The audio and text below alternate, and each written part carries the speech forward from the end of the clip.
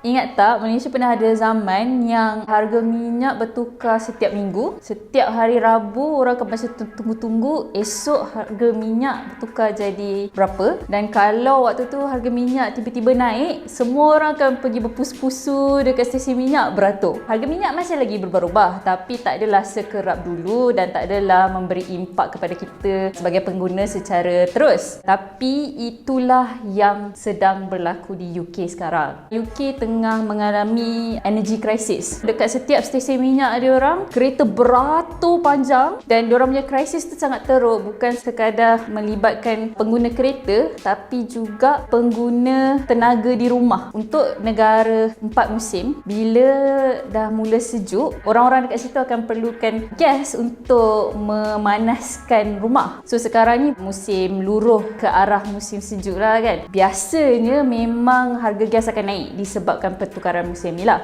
Tapi ada krisis sekarang ni, supplier tak boleh nak meet the demand sebab dia ada macam surge of demand tu, not only because of winter tapi juga sebab dia orang baru lepas lockdown. Lepas tu UK dia rely pada renewables juga dan juga pada aram. Dalam masa terdekat ni semua renewables tu tak jadi. Dia punya angin tak kuat, dia punya nuclear power plant ada yang kena tutup. Dia orang rely sepenuhnya pada gas dan bila tak cukup supply gas tu, dia orang terpaksa tutup kilang. Banyak company kecil-kecil kena tutup. So kalau macam kat UK, dia tak macam kat Malaysia. Malaysia yang supply energy ni cuma TNB sahajalah. Diorang ada banyak company-company dan sekarang ni sejak daripada krisis ni berlaku dah 10 company kecil lingkup. So bila company kecil ni lingkup, orang yang subscribe to company ni, so dia macam okay, aku punya supplier company ABC instead of TNB ya kan. Apa jadi pada heater kat rumah aku? Government UK kena intervene untuk pastikan haba dapat disupply pada semua orang lah dalam keadaan sekarang ni cuaca dah makin sejuk. Bila demand banyak, supplier tak dapat nak cater semua demand tu. So secara free market dia, harga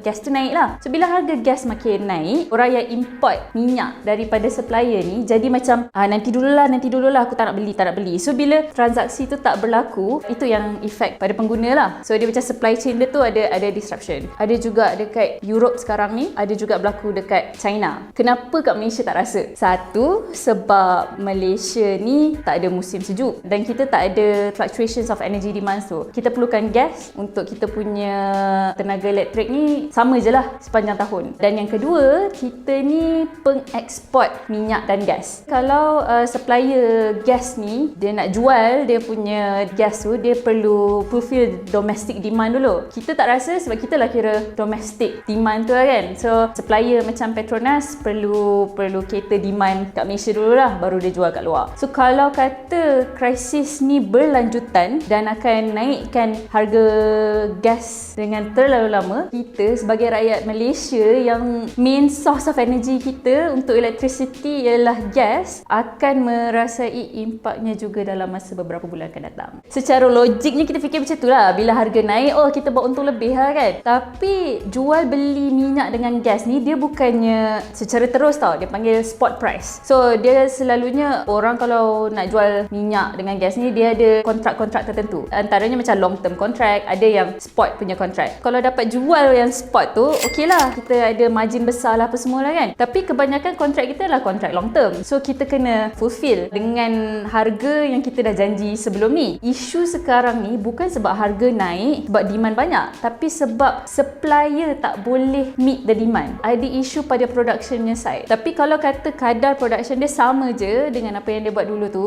boleh jadi je jual beli secara spot tu tak boleh nak berlaku sebab pengimport tak nak beli pun bila harga terlalu tinggi macam tu. Nampak macam kita boleh kaya, sebenarnya benda tu tak secara terus macam yang kita faham lah.